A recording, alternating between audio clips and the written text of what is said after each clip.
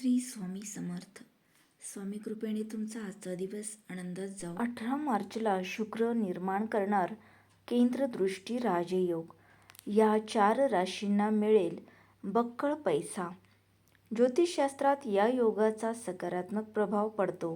जेव्हा हे दोन्ही ग्रह एकमेकांसमोर येतात तेव्हा ते प्रगतीची शक्यता वाढवतात.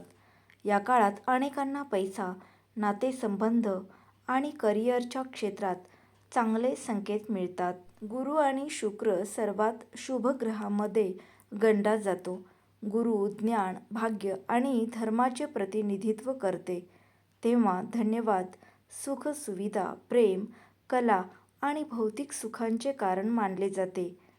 18 मार्च 2026 ते दोन्ही ग्रह एक विशेष स्थितीत येऊन केंद्रदृष्टी योग तयार करेल. या योगाचा सकारात्मक प्रभाव पडतो. जेव्हा हे दोन्ही ग्रह एकमेकांसमोर येतात तेव्हा ते प्रगतीची शक्यता वाढवतात. या काळात अनेकांना पैसा, नातेसंबंध आणि करिअरच्या क्षेत्रात चांगले संकेत मिळतात. असे मानले जाते की हा योग 4 राशींसाठी अधिक अनुकूल मानला जातो. शुक्र गुरूचा हा योग वृषभ राशीच्या लोकांसाठी संबंध सुधारण्यासाठी आणि गोडवा वाढवण्यासाठी मानला जातो.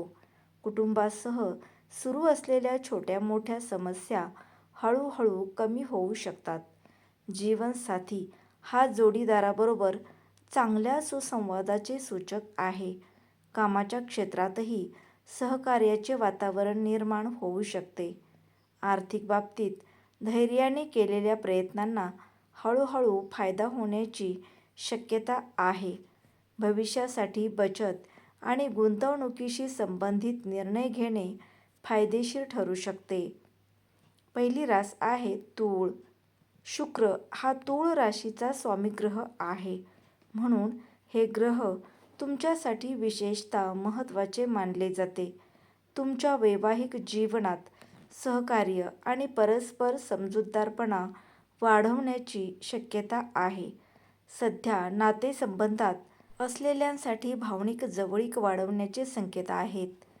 तुमच्या व्यावसायिक जीवनात तुमच्या कठोर परिश्रमाचे सकारात्मक परिणाम मिळण्याची अपेक्षा आहे. आर्थिकदृष्ट्या देखील तुमची परिस्थिती सुधारण्याची अपेक्षा आहे. भूतकाळात केलेल्या प्रयत्नांमधून आर्थिक लाभाच्या संधी निर्माण होऊ शकतात. दुसरी रास आहे सिंह. सिंह राशीच्या जीवनात सकारात्मक बदल होऊ शकतात. कुटुंब आणि मित्रांसोबतचे संबंध पूर्वीपेक्षा चांगले होऊ शकतात. मनात नवीन योजनांसाठी उत्साह वाढेल आणि कामाबद्दल स्पष्ट विचार येऊ शकतात. व्यवसाय किंवा नोकरीशी संबंधित निर्णयामध्ये तुम्हाला चांगले मार्गदर्शन मिळू शकते.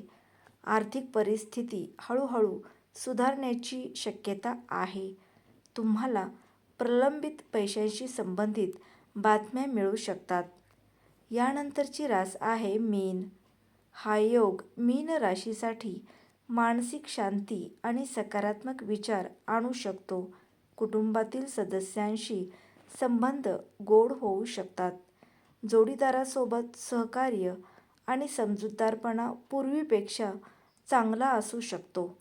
करिअरमध्ये प्रगती करण्यासाठी नवीन संधी मिळू शकतात. नोकरी बदलण्याचा किंवा नवीन नोकरी सुरू करण्याचा विचार करणाऱ्या लोकांना अनुकूल परिस्थिती मिळू शकते. आर्थिक परिस्थितीत हळूहळू स्थिरता येण्याची चिन्हे देखील आहेत.